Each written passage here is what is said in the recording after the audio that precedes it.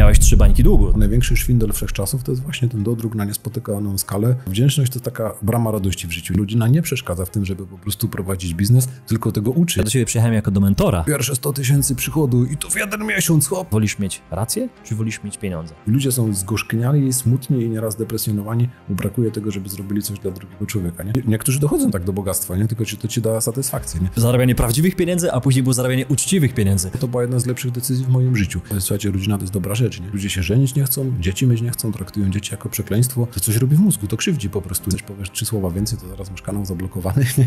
Widzicie? Mówiłem, przynajmniej może nie na początku, ale to będzie normalny synek ze Śląska.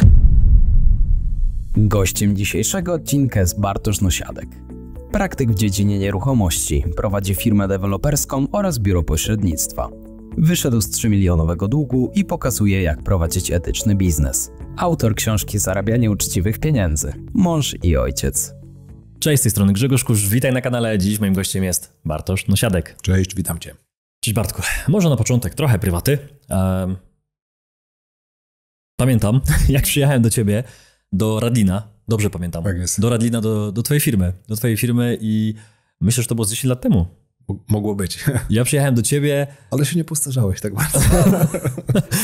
No tak, dobrze się trzymam. No, takie myślę, że pozytywne nastawienie też pomaga w tym. Zawsze będą jakieś czasy, zawsze będą jakieś informacje negatywne, kwestia tego, czym się karmisz, nie? To jest takie proste, wyświechtane, ale to działa. No i pamiętam ten czas, kiedy wszedłem do Ciebie do biura i ja mam wrażenie, jak sobie tak przypominam, że ja do Ciebie przyjechałem jako do mentora. o taką radę, wiesz, i mówię, kurczę Bartek, chciałbym, żebyś mi pomógł. Ja chciałem być, nie wiem, czy miałem taką chciwość już, że chciałbym, wiesz, szybko wejść na tą jak jest cashflow gra, wiesz, i się najpierw, wiesz... Milionerem w rok to za wolno. To ja chciałem już wyjść z tego talerzyka, tak to można nazwać. No. Wiesz, wszyscy gonią w tym talerzyku jeszcze, trzeba się tam trochę nabiegać, żeby później być inwestorem. Ja mam wrażenie, że przyjechałem do Ciebie i mówię, Bartek, jak mogę być tym inwestorem? Od razu, Ty wiesz, że jesteś deweloper, budujesz mieszkania, to jak ja mam to zrobić? Pamiętasz to? No, wiesz co, ja to pamiętam i to jest tak, że z jednej strony nie można gasić zapału ludzi, którzy chcą coś zrobić, dlatego, że jak postawić taką barierę, ty inwestorem byście, syneczku, czekaj, jeszcze tego się nauczyć. To jest takie mówienie ludzi, którzy coś zdobyli, ale nie chcą tam wpuścić innych ludzi. Nie? Oni ci pokażą takie zasieki, że ta droga to jest taka odległa po prostu, że po drodze umrzesz, zanim tam dojdziesz. Nie? I tego nie należy moim zdaniem robić, no bo to jest takie po prostu bronienie sobie rynku. Z drugiej strony, no, trzeba też po prostu ludzi sprowadzać na ziemię, nie? Czyli powiedzieć, wiesz co, super, jak najbardziej, inwestorem, bardzo fajny pomysł, w ogóle to będziesz dobrą rzecz robić tak, że będziesz ludziom mieszkania dostarczać, no ale wiesz, żeby mieć, nie wiem, czy wolność finansową, czy odpowiednio, wiesz, jakiś tam kapitał duży, który chcesz zgromadzić, to nawet jakby jakimś cudem ci się po prostu udało to zrobić szybko, to po prostu głowa będzie do tego niegotowa, nie? No to powiedzmy, wiesz, przychodzi ci dziecko, które ma tam, nie wiem, 7 lat i tato, ja chcę na narty. Super, pojedziemy sobie na narty i tam go, wiesz, bierzesz na tą kozią łączkę, czy tam oślą łączkę. On mówi, nie, ja to w ogóle tam na szczyt jedziemy tą gondolą i po prostu jedziemy. Nie mówisz, no syneczku, nie, jak jakimś cudem byś zjechał, to sobie nogi po prostu połamiesz, nie? Więc dla ludzi przekleństwem staje się po prostu zbyt szybko zgromadzony majątek, czy przychód większy, czy kapitał, do którego po prostu nie jest dopasowany sposób bycia. I zarówno po stronie tej czysto takiej materialnej, czyli to w jaki sposób wydaje, czyli nagle, wiesz, takiemu przedsiębiorcy szybko się może pomylić przychód z dochodem i pierwsze 100 000 przychodu i to w 1 miesiąc, chłopie, to teraz po prostu, to prawie tak jakbym miał taki dochód, jak to jest przychód, nie? To teraz już idziemy Porszaki oglądać. Nie ma znaczenia, to jest na moim koncie. Tak, mogę wydać, przecież kto mnie broni, a to w następnym miesiącu to będę mieć kolejny przychód taki sam, bo jak w tym miałem, to czemu nie w następnym? Biorę Porsche w leasing, nie? Tak, biorę w leasing, no bo przecież mam taką fantastyczną zdolność, nie? Jak jakimś cudem ktoś ci to da, nie? Chociaż to coraz trudniejsze jest, no to po prostu zwyczajnie sam się skrzywdzisz. Z czego to wynika? To wynika z tego po prostu, że my bardzo często do tego biznesu wchodzimy z naszymi kompleksami, z jakimiś, nie wiem, ranami, z takimi, mówiąc psychologicznie, z dzieciństwa i teraz ja wszystkim pokażę, nie? Tym wszystkim, którzy nie wierzą we mnie, tym wszystkim, którzy po prostu uważają, że ja się do tego nie nadaję, albo tej pani, co mi mówi, a ty to głupek jesteś, jak maturę zdasz, to będzie wielki sukces, nie? Kogo tam w głowie nie mamy, komu chcemy zaimponować, który totalnie o nas nie myśli w tym momencie, nie? Ale my dalej tej osobie chcemy zaimponować, no to wchodzimy i po prostu chcemy szybko, nie? Ale to nie działa, dlatego że to cała tak metodologia bogacenia, no to masz 2 drogi, tak? Get rich quick i get rich right, nie? Albo po prostu pójdziesz tą drogą na skróty. Jeżeli będzie tak duży kompleks i tak duża ambicja, żeby coś innym udowodnić, to weźmiesz tą drogę na skróty i one są, nie? Tu pochachmęcisz, tam pochachmęcisz, tu po prostu coś nie dokończysz, tam coś zabierzesz, a nie powinieneś zabrać i z czegoś się nie wywiążesz i niektórzy dochodzą tak do bogactwa, nie? Tylko to ci da satysfakcję, nie? Druga droga to jest po prostu zrób to we właściwy sposób. Ona potrwa dłużej, nie? Ale to dłużej to jest błogosławieństwo, bo twoja mentalność, twoja po prostu sposób myślenia, sposób funkcjonowania, sposób wydawania pieniędzy, panowania nad tym, również po prostu taka dojrzałość pewna emocjonalna, która się będzie wraz z tym rozwojem takim osobistym pojawiać, to spowoduje, że ci to nie zaszkodzi, nie? Bo przekleństwem jest pracować na coś, co stanie się po prostu twoją kotwicą, która cię to utopi. Albo przez pracoholizm po prostu stracisz zdrowie i potem będziesz, wiesz, całe wszystko, co wydasz, to albo stracisz na leczenie, albo zostawisz po prostu, bo umrzesz, nie? No to gdzie ta wizja odcinania kuponów, nie? A jeżeli to będzie po prostu takie, no, zrównoważone, uwaga, nie mylić ze zrównoważony rozwój, to po prostu myślę, że to przyniesie szczęście, nie? I to tak dłuższa historyjka, ale tak ja to widzę, nie? Tak to było. Ja zapamiętałem jedno zdanie najważniejsze z tego, że ty mi powiedziałeś, ty jeszcze, Grzegorz, musisz popracować, więc teraz weź się do pracy, musisz zarobić pieniądze, ja to pamiętam. Było tam pewnie innych wiele zdań, ale jest czasami tak, że masz taki błysk, że jest zdanie, które wiesz, że musisz zrobić, że być może jest to gorzka prawda i też można to podsumować takimi dwoma zdaniami, że albo jednym zdaniem w kwestii takiej, że wolisz mieć rację, czy wolisz mieć pieniądze?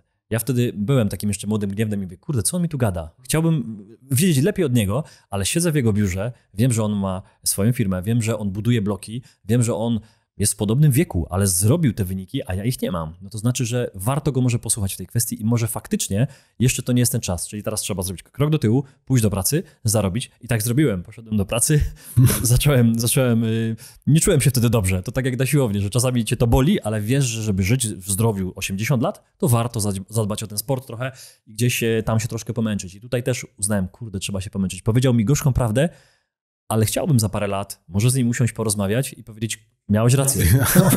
Miałeś rację. To jest zdanie, które bardzo rzadko się słyszy w małżeństwie, prawda? Kochanie, miałeś rację. O kurczę, no. To częściej się słyszy, a nie mówiłem? No. Ale to tak mówisz z doświadczenia, bo... Nie, wiesz co, ja chyba pracujecie jakoś razem w jakimś sensie? Tak, ja to mówię żartobliwie, my z żoną akurat jesteśmy po ślubie, teraz będzie 17 rok w tym roku, no i z mojego punktu widzenia mamy bardzo szczęśliwe małżeństwo, czyli takie normalne, które czasem też się kłóci, ale szczęśliwe. No i to tak żartobliwie powiedziałem, ale faktycznie razem z żoną pracujemy, że na część biznesu prowadzi, zajmuje się konkretnie apartamentami na wynajem krótkoterminowy, bo tą kompozycja u nas biznesowa jest taka, że jedna część firmy to jest, ta główna to jest działalność deweloperska. No to robimy osiedla, które specjalizują się w tym, że są dostarczane do inwestorów na wynajem. Teraz robimy taki projekt 3 razy po 40 mieszkań, co jak na inwestycję w Rybniku to jest taka duża inwestycja i szukamy głównie tych, którzy mają kapitał i chcą po prostu mieszkania kupić, żeby ktoś im nimi zarządzał, to wykończamy pod klucz. To jest ten główny koń pociągowy. Osobno jest biuro pośrednictwa w obrocie nieruchomościami, czyli agenci, którzy wspierają później wynajmowanie tych mieszkań i sprzedawanie i też inne oferty. No a jeszcze żeśmy się 5 lat temu wbili w taką niszę, która w Rybniku nie istniała, czyli w apartamenty na wynajem krótkoterminowy. Tym się akurat zajmuje żona, więc jesteśmy i w małżeństwie razem 2 nogami i rękami i w biznesie i tak I w wychowaniu, bo mamy 5 dzieci, także to też taki jest ciekawy życiowy case, że to się da połączyć i nie zwariować. No i daje nam to dużo satysfakcji. Powiem ci, że jest wiele tematów, wiele wątków, których chciałbym dzisiaj poruszyć i dzisiaj to będzie taka trochę prywatna rozmowa, bo my się znamy już naprawdę długo. Ja też przychodziłem na twoje wystąpienia, kupiłem twoje książki. Nie dlatego, że kupuję wszystkie książki i wszystko czytam, tylko zainspirował mnie, zaciekawił mnie tytuł, ten pierwszy, bo powstały 2 książki, które ja znam, może jeszcze więcej. Nie, 2 są na razie. Ale najpierw było zarabianie prawdziwych pieniędzy, a później było zarabianie uczciwych pieniędzy. Pamiętam jeszcze, to tak dorzucę i zaraz zadam pytanie. Pamiętam konferencję kiedyś twoją, wystąpienie. Nie pamiętam gdzie, ale najważniejsze zapamiętałem. Ty pokazywałeś takie chyba cegły. Tak to były takie życiowe cegły, to był taki heksagon, czyli która cegła jest najwyżej, jak masz poukładane. Tam były wartości, każdy z nas ma jakieś, masz 3, 5, 10, każdy ma inne. I ty pokazałeś, jak te wartości miałeś poukładane w pewnym momencie życia, do czego cię to doprowadziło, jak ty je pozamieniałeś później, bo zobaczyłeś, że ta prawda, którą się posługujesz, nie działa w życiu, nie działa w twoim życiu. I to było fajne, ja to zapamiętałem. Chciałbym, żebyś troszkę opowiedział teraz w tym case'ie twoją trochę historię związaną też z tym, żeby nie było tylko, że jesteś, wiesz, człowiekiem sukcesu. Miałeś 3 bańki długu, to też myślę, że musi tutaj wybrzmieć. To jest duży sukces, żeby do 3 milionów dojść, wiesz, to trzeba naprawdę kreatywności, żeby ci ludzie tyle pożyczyli banki, nie? Żeby pójść do banku i takim naścięgać, żeby dali 3 bańki kredytu. 14 kredytów. I to wtedy, tak. I to wtedy, bo dzisiaj te 3 bańki to już jest trochę inna wartość. To się już zdewaluowało, tak, ale można kupić może 3 mieszkania w Warszawie, a wtedy 3 bańki 10 lat temu, nie? Także to dzisiejsze 7. To dzisiaj 7. No to dobra, to wróćmy do tych 3 baniek wtedy. Wiesz co? No, co tam było może w głowie? Co tam była chciwość, szybkiego zysku, że tyle, że tak zaryzykowałeś? Wiesz co? Ja myślę, że po prostu ta chciwość to nie jest jakieś uczucie, które silne było we mnie kiedykolwiek. W sensie wydaje mi się, że jestem ludziom w miarę życzliwy i takie, żeby wiesz, szybko, już, to raczej mi nie towarzyszyło. Bardziej towarzyszyło mi po prostu błędne przekonanie, że jak się czegoś chwycę, to się uda, nie? No bo wiesz, wyszła ci jedna rzecz, wyszła ci druga rzecz, czyli jesteś w zasadzie... Jestem Bogiem, nie? Król Midas, tu się dotknę złoto, mikrofon dotykam, już jest ze złota, nie? I po prostu no, to jest takie właśnie ta pułapka, o której mówiłem, że wiesz, już masz jakąś umiejętność, ale jeszcze twoja psychika po prostu do tego i dojrzałość emocjonalna nie dorosła, żeby się nią posługiwać, nie? Czyli weźmiesz 18-latka, wyuczysz go, nie wiem, na mistrza sztuk walki, nauczysz go strzelania i jeszcze mu puścisz, nie wiem, jakieś tam brutalne gry cały dzień i horrory, nie? No i puścisz go na ulicę. No i to tak obrazowo przedstawiam po prostu, że trzeba dorosnąć do tego, co się potrafi. Mi się wydawało, że jak się czegoś złapie, to wyjdzie. Z drugiej strony miałem niewłaściwie w systemie wartości skonfigurowane to, że praca zarobkowa, praca, powiedzmy ta kariera w biznesie, ona była dla mnie tak realnie na pierwszym miejscu, nie? I to krzywdziło rodzinę moją i dzieci i żonę w ten sposób, że jak jesteś po kilkanaście godzin dziennie w pracy, no to coś ci tam wyjdzie, tak? No czemuś się poświęcisz, no to w końcu po prostu jakieś owoce przyniesie, ale za chwilę zaczniesz po prostu życie rodzinne rozmontowywać, nie? Jakbym sobie miał szczere pytanie zadać, to po prostu odpowiedzialność za to, że się zbyt zadłużyłem, wynikała z tego, że za bardzo chciałem innym pokazać, czyli tu kompleksy, po prostu nie chciwość, że ja teraz chcę mieć, wiesz, nie? 10 milionów, tylko po prostu pokażę, że jestem wartościowy przez to, co robię, nie? Okay. Nie jest to takie głupie, nie? Że ludzie powinni pokazywać, że jakimi są ludźmi poprzez to, co robią, nie? Ale jeżeli to z jakimś kompleksem licuje, to po prostu będziesz to chciał zrobić za bardzo i to był ten mój przypadek. Drugi to było po prostu niedoprowadzanie tematów do końca. Czyli duża kreatywność, ale brak takiej rzemieślniczej skrupulatności, żeby zacząłem, to teraz skończę. Tu trochę rozgrzebany temat, tu trochę, wiesz, ekscytowanie się wymyślaniem nowych rzeczy, ale brak takich zdolności zarządczych i jeszcze takiego zespołu, który ci pomoże, po prostu zakończmy tą operację, zróbmy do końca, zaszyjmy, odkażmy i po prostu i wypuśćmy do domu, a tu jakiś wacik zaszyty, a tu się jakieś nożyczki zgubiły. No i to po prostu też prowokuje do tego, żeby po prostu ta spirala błędów cię później zaczęła topić. I myślę, że też po prostu miałem błędną inspirację. I tu trzeba bardzo uważać po prostu, kogo słuchasz. Dla mnie wtedy ogromną inspiracją był Robert Kiyosaki. Ja w dużej mierze to nie jest tak, że wylewam teraz dziecko z kąpielą, bo jego książki mnie zachęciły na przykład, żeby zwolnić się z dobrze płatnej pracy w korporacji i założyć swój biznes. I to było pod wpływem tego, co u niego przeczytałem, nie? Tak. No i ta inspiracja akurat była bardzo dobra, bo to była jedna z lepszych decyzji w moim życiu. Moja też, dokładnie taka sama. Natomiast błędem było moje zawierzenie mu w zakresie tego, że jeżeli najwięksi milionerzy na świecie, wiesz, kupują mieszkania na kredyt i się cieszą, że mają pozytywny cash flow, co z doświadczenia wiem, że to jest bzdura, nie? Bo znam trochę milionerów, którzy kupują mieszkania chociażby w naszej firmie, no to nie są goście, co siedzą na kredytach i się cieszą, że mają, wiesz, 1000 zł raty i 1100 zł czynszu.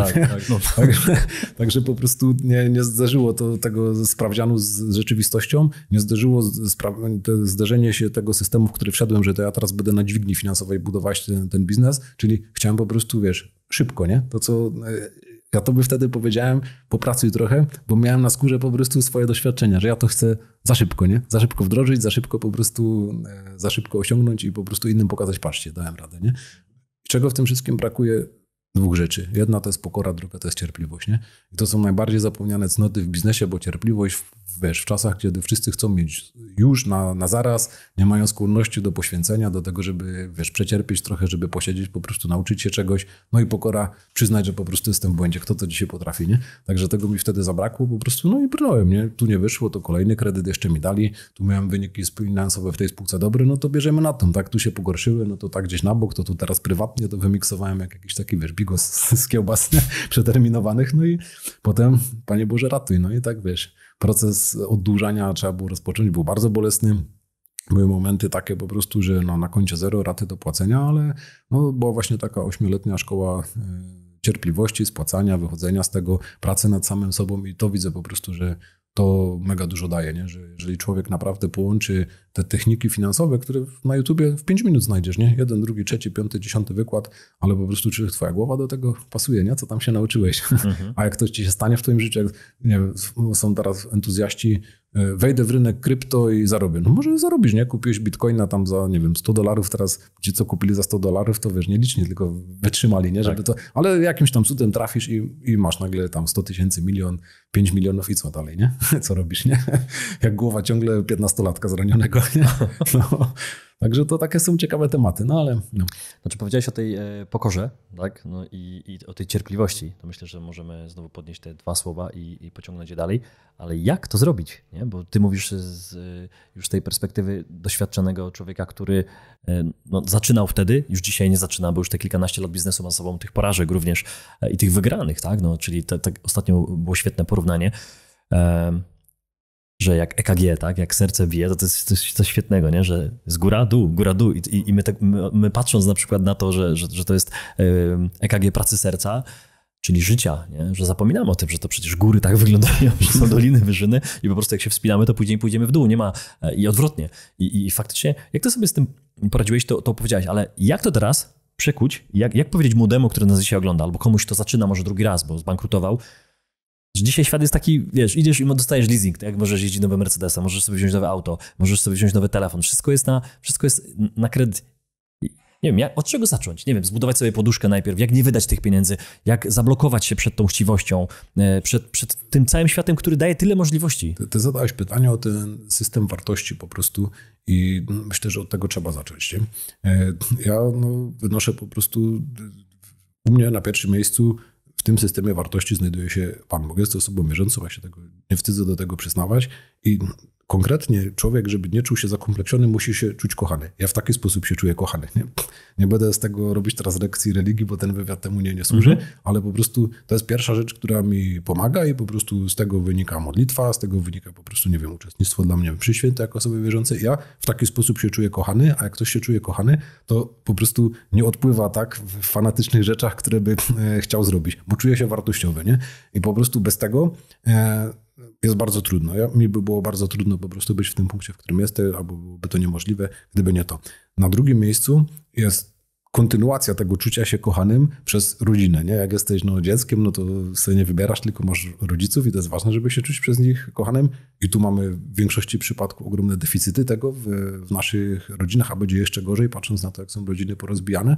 A jak ktoś jest starszy i ma żonę, no to po prostu, jeżeli ma dramat w tym małżeństwie, no to on znowu pójdzie w to, że teraz udowodni tej żonie, co w niego nie wierzy, bo uważa, że jest głupi. To ja ci teraz pokażę, jaki ja w biznesie jestem kozak, nie? I jak to szybko zarobię i ja ci to udowodnię, nie? Bzdura, po prostu to się nie uda, skrzywdzić żonę, siebie, jeszcze innych ludzi przy okazji topiąc ten biznes, nie? Więc to jest ten drugi czynnik, a z kolei ta relacja, gdzie mamy odpowiedzialność po prostu za żonę, w konsekwencji też później za dzieci, to mega uczy właśnie pokory i cierpliwości, nie? Grzegorz, ja mam 5 dzieci. Nie? Najstarszy ma 14 lat, synek, mam 4 synów i najmłodsza jest córeczka, co ma 7 miesięcy, nie? Ja latam od pampersa do pampersa, nie? Sobie przychodzi pan deweloper, co buduje osiedla i ludzie chcą autografy na książkach i potem przychodzisz do domu, Bartek, kupa! Nie? Boże, dzięki ci po prostu za tą lekcję pokory, że zamiast teraz drinka z palemką, to po prostu, wiesz, nie? Dobra, chodźcie tu, nie? Marzę sobie czasem po prostu, wiesz, pracuję 7 godzin dziennie. Uważam, że to nie jest przepracowywanie się, to jest taki poziom, gdzie mam dużą satysfakcję z tej pracy, którą wykonuję. Jestem zmęczony, to jest stresująca praca. Marzę mi się odpocząć czasem po południu, wiesz, położę się płasko na kanapie, zamykam oczy, a za chwilę mi tam młody skacze po brzuchu, nie? No i z jednej strony ktoś by mógł powiedzieć, a to takie, nie masz spokoju w życiu. No nie mam, nie? Ale nie, mam wielki spokój ducha, nie? Nie mam takiego po prostu, wiesz, spokoju, że się wszyscy ode mnie odczepili, bo te dzieci cały dzień ode mnie coś chcą. Nawet miałem taką zabawną sytuację. Pojechaliśmy teraz nad morze z dziećmi, no i najstarszy syn mówi, tata, mogę skoczyć do sklepu? Tylko mówię, jasno, ale to weź ze sobą tych młodszych, nie? Dałem mu pieniądze, żeby im coś kupił i on wychodzi załamany po chwili, tato, oni za mną chodzą i żebrzą cały czas. Mówię, synku, poczułeś się jak ja przez chwilę. Więc ja to tak mówię obrazowo, ja mam z tego wielką życiową satysfakcję, satysfakcję, ale to jest mega, mega trening pokory i cierpliwości, nie? Jak coś musisz temu dziecku tłumaczyć, jak to robisz z miłością. I to się bardzo łączy z biznesem i rodzina nie przeszkadza w tym, żeby po prostu prowadzić biznes, tylko tego uczy, jak to robić właśnie w mądry sposób, nie? Ja to na żywo staram się ludziom pokazywać. Robię czasem taki obwoźny cyrk, się śmiejemy z tego z żoną, że wiesz, konferencja gdzieś mnie zapraszają, my tam z tymi błyskami, gdzieś ci rozkładają stoisko z książką. To wygląda trochę jakby cyganie przyjechali czasem na tę konferencję, nie?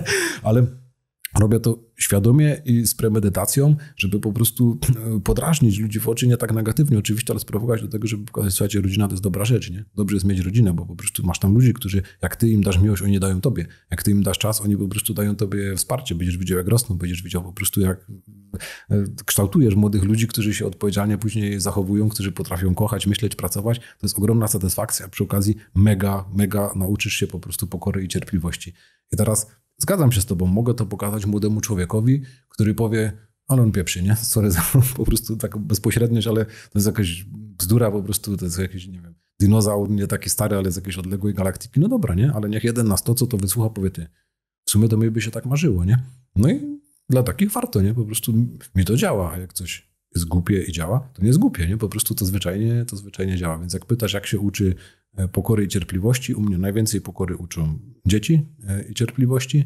W drugiej kolejności najwięcej mnie tego uczą niezadowoleni klienci. Mamy ich mało, ponieważ na 100 transakcji myślę, że to mówimy o przedziale między 1 a 2%, co w branży deweloperskiej jest całkiem dobrym wynikiem, ale tacy klienci no, też mnie najwięcej uczą. Po prostu jak ci ktoś nagada, jak ci ktoś, wiesz, po prostu kołki na głowie ciosa, no to wtedy jak nie ma takiej reakcji odwetowej zaraz, żeby po prostu komuś, wiesz, odparować, tylko zadaj sobie pytanie, no dobra, nie?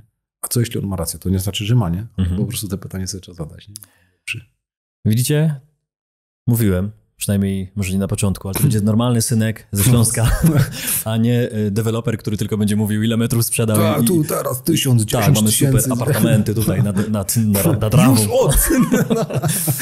Nie. Dzisiaj chciałem, żeby ta rozmowa była zupełnie inna i wiedziałem, że to się z tobą uda, bo znam cię, tak jak wspomniałem, już od lat i tylko czekałem na odpowiedni moment, żeby cię zaprosić. Nie wiem, co to znaczy odpowiedni moment, ale Przyszedł. To jest ten odpowiedni moment. To jest trochę jak to odpowiednie mieszkanie, że oglądasz jedno, drugie, trzecie mieszkanie, które chcesz wynająć. Czasami dla siebie, czasami do kupna, czasami chcesz wynająć, czasami chcesz kupić i oglądasz jedno, drugie, coś nie gra. Czemu? Nie wiem. One są odpowiednie, ale chemii, nie. Tak? No idziesz dosłownie, nie ma chemii z tymi murami, z tym miejscem. Czasami lepiej ci się śpi. Ja miałem takie mieszkania, jak wynajmowałem i mówię, kurde, tu mi się super śpi. Czemu? Nie wiem, ale mi się super śpi.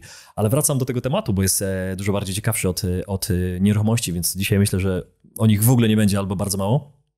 To, co powiedziałeś z tymi dziećmi, to mi się podoba. Od razu mi się skojarzyła taka drużyna piłkarska, może mniejsza, no bo tylko 5, kto wie, może jeszcze kiedyś w przyszłości, ale was jest 7 łącznie, więc to już jest naprawdę taka ekipa piłkarska, prawie drużyna, o którą warto zadbać, dać fajny przykład, no bo oni zaraz nie będą dziećmi, zaraz wejdą w ten świat, no i wejdą z jakimiś wartościami, więc albo można się nie starać, nie dać im żadnych wartości i powiedzieć, niech sobie radzą, no to ten świat zadba, nie? Instagram, TikTok zadba o to, żeby oni wzięli z tego świata no to, co tam jest podawane.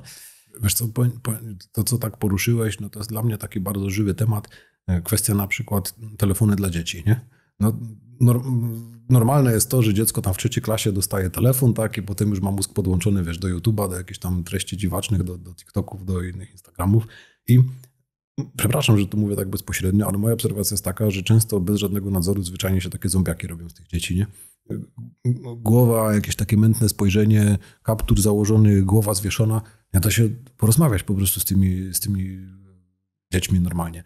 My postawiliśmy pewną taką blokadę po prostu. Na początku moi synowie, tak, tato, ale wiesz, już wszyscy w klasie mają, trochę się z nas śmieją, tam są jakieś grupy na WhatsAppie, na Messengerze, po prostu gdzieś się wymieniają, no i my tak jesteśmy trochę poza tym. My chłopcy, jeżeli macie do mnie zaufanie, to po prostu wytrzymajcie chwilę i zobaczycie za pół roku, za rok, co się będzie działo z waszymi rówieśnikami. I jeżeli wy będziecie chcieli po prostu w to wejść, no to wrócimy do tej rozmowy, ale po prostu niech to będzie po prostu taka wasza bardziej przemyślana decyzja, nie? I faktycznie troszkę czasu minęło i nagle jak zobaczyli, wiesz co, ten kolega, to on się z nami bawi, on się już z nami nie bawi, tylko siedzi tam po prostu na telefonie, nie? I jak zobaczyli, co się po prostu z tymi dziećmi dzieje, powiedzieli, tato, wiesz co, to jak pójdziemy do liceum, to my chcemy telefony, ale co... Żeby to się stało, co jest takim mini cudem w rodzinie, że dziecko nie chce telefonu, to co musi być? Musi być czas rodzica po prostu dla tego dziecka, nie? Chłopaki, na konsoli siadamy razem, chcecie sobie pograć z tatą w FIFA? To nie jest tak, że wiesz, dzieci masz powiedzieć, to wiesz, samo zło, elektroniczna rozrywka, teraz będziecie tylko, nie wiem, siedzieć i w szachy grać, nie? Ktoś ci na to pójdzie, nie? Po prostu musisz wejść w ten świat dziecka, żeby w niego wejść, musi być ten czas, nie? Chłopaki zamiast siedzieć na YouTubie i oglądać po prostu jakieś tam, wiesz, bardziej lub mniej popularnych ludzi, którzy na manowce mogą sprowadzić kino, nie? Film trwa 2 godziny, nie mam tyle czasu wieczorem, żeby z dziećmi siedzieć, ale wybieramy wartościowy film, choćbyśmy go na 3 części podzielili, po 40 minut, takie z filmów sobie seriale robimy, nie? Dyskusja potem, co ci się podobało w postawie tego bohatera, a co ci się tu nie podobało, nie? A po prostu zobacz, tu jest takie zagrożenie, nie? Też zauważyłem, że ciężko nowe filmy takie dzieciom puszczać, bo to po prostu taka sieczka, że szkoda gadać, no ale wiesz, tej starej filmoteki z młodości, no to masz jeszcze sporo do przerabiania, więc po prostu danie czasu temu dziecku, to jest po prostu dla mnie ta magiczna zasada, nie? I z jednej strony ty go chronisz przed tym zalewem tego, co jest na świecie, z drugiej strony szkolisz, a z trzeciej strony on właśnie czuje się kochany. No, kto by z nas w dzieciństwie nie marzył, ja nie wiem, tata, żeby ze mną zagrał w coś, nie? Albo po prostu, nie wiem, no ale to, co mnie interesuje, nie to, co tatę interesuje, że on jest wędkarz, ty nie cierpisz łowić, tak. Teraz jedziemy, synu, łowić. Żeby zrobił tata po prostu to, co jest ważne w twoim świecie, nie? Więc to się staramy robić, jak gdzieś podróżujemy, dzieci też bierzemy ze sobą po prostu. No i myślę, że to jest po prostu remedium, a to się dzieje w skali mikro w naszej rodzinie, nie? A co się dzieje w skali makro? Nie ma tych rodzin po prostu, nie? Ludzie się żenić nie chcą, dzieci mieć nie chcą, traktują dzieci jako przekleństwo. Przecież całe tysiące lat pokolenia dziecko to było błogosławieństwo, nie? A teraz nagle największy strach zajść w ciąży. Nie? To po prostu jaka jest konsekwencja tego? My mamy w Polsce najgorszą dzietność, jedną z najgorszych dzietności na świecie. Na prawie 220 krajów i różnych tam terytoriów zależnych my jesteśmy na 212 miejscu od końca. 1,39 dziecka na rodzinę średnio, czy 1,40, czyli za 15, za 20 lat nas będzie ileś milionów mniej po prostu, bo to musiałoby być po 2, trochę ponad dzieci w każdej rodzinie. Żeby było zachowane. W ogóle musiałyby być te rodziny, potem te rodziny by musiały mieć ponad 2 dzieci, żeby w ogóle nas było tyle samo za 25 lat. Nie ma tego, nie? I teraz na co my się skazujemy? Proste gospodarcze rzeczy, o których mówimy. Kto będzie pracować na nasze emerytury? Jeżeli po prostu nie będzie tych dzieci, no to zapomnijmy, że będziemy mieli jakąś opiekę socjalną i zdrowotną na starość. Jaki jest plan B? Bo to już nie ma, to już nie da się tych dzieci wstecznie, wiesz, że się one nagle pojawią, nie? Imigranci, nie? Skąd oni przyjdą? Jaki będzie nasz kraj po prostu za 15, za 20 lat? Czy to będą osoby z podobnego kręgu kulturowego, gdzieś tam przyjdą, nie wiem, z Mołdawii, z jakichś tam tych dawnych republik sowieckich? Czy będziemy z Bangladeszu mieli po prostu ludzi, no nie wiadomo, nie? Po prostu, ale to będzie inny świat. To spotkamy się znowu za jakiś czas i niekoniecznie nam się musi podobać.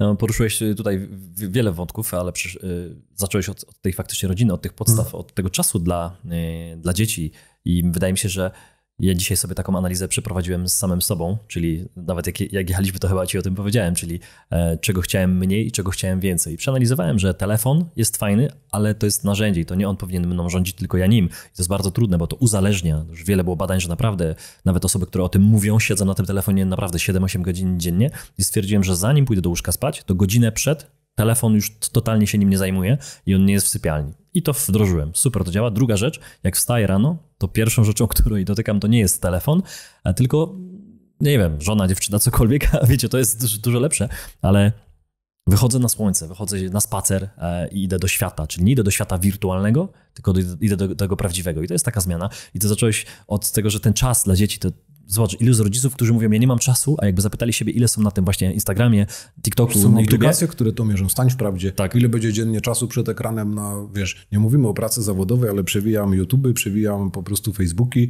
patrzę, ojej, ale fajnego pieska sobie kupił ty, a Krysia sobie steka jakiegoś tam zrobiła, to ja też chcę, nie? Już a jeszcze sobie grille zobaczę, na których to grilluje, nie? I to jest czas, jak to jest, po prostu to jest czas. Marnuję. Siedzę na tym 2 godziny, nie? A dziecko to samo robi w pokoju, ogląda jakieś po prostu debilne filmiki, gdzie pokazują, jak tam, nie wiem, kosz w szkole podpalić, żeby była zabawa, nie? I to jest dzisiejsze wychowanie, nie? Po prostu to jest dramat, nie? Trzeba z tatą po prostu iść kosz podpalić.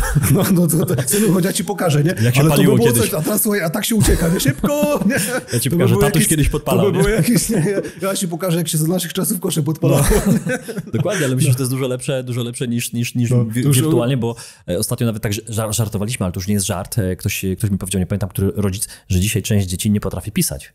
Normalnie długopisem, obsługuje długopisu, bo przecież one piszą SMS-y, one piszą wiadomości na różnych czatach I nawet w szkole, w niektórych miejscach już są laptopy czy jakieś tablety plus tablica elektroniczna, więc tam już wypierany jest nawet tradycyjny papier i długopis. Ja widzę, że jest ogromny problem z uważnością. Ja jestem jako hobby od 25 lat instruktorem samoobrony i sportu walki. No i między innymi uczę też dzieci, nie? I teraz mam ten przekrój, wiesz, jakie do sekcji przychodziły dzieci na przykład, nie wiem, 15 lat temu, kiedy już byłem instruktorem, to są dalej fajne, dobre dzieci, które przychodzą, nie?